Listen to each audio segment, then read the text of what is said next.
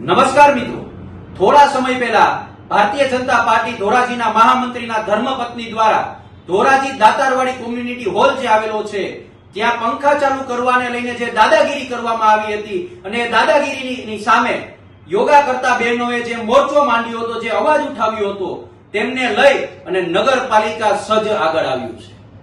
સાંભળજો, નગરપાલિકા સજ્જ આગળ આવ્યું છે, પણ એ જનતાના હિતમાં નહીં, એ ભારતીય જનતા પાર્ટીના મહામંત્રીના દબદબાને બચાવવા માટે આગળ આવ્યું છે. નગરપાલિકા દ્વારા એ કોમ્યુનિટી હોલને તાળા મારી દેવામાં આવ્યા છે અને એમની બહાર એક પતાકડું લગાવવામાં આવ્યું છે કે હવે આ હોલને કોઈએ વાપરવો હશે તો એક દિવસના 500 રૂપિયા ચાર્જ કરવા પડશે. આ ક્રૂરતા જોજો તમે, આ ક્યાં હદે ક્રૂરતા કરી છે, ક્યાં હદે નગરપાલિકાએ ભારતીય જનતા પાર્ટીના મહામંત્રીને બચાવવા માટેના પ્રયાસો કર્યા છે.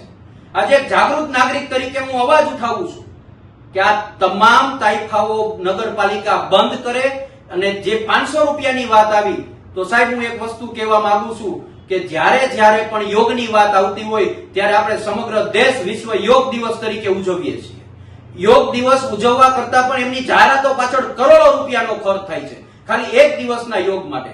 ત્યારે આ મહિલાઓ રોજ યોગ કરે છે અને આજ ભારતીય જનતા પાર્ટીના નેતાઓ આ યોગ ન કરી શકે, મહિલાઓ યોગમાં ન આવી શકે અને એમની નગરપાલિકા જે ભારતીય જનતા પાર્ટીના શાસકની જે નગરપાલિકા છે એ નગરપાલિકા દ્વારા નિર્ણય લેવામાં આવ્યો છે કે એક દિવસના 500 રૂપિયા ચાર્જ કરવાનો છે.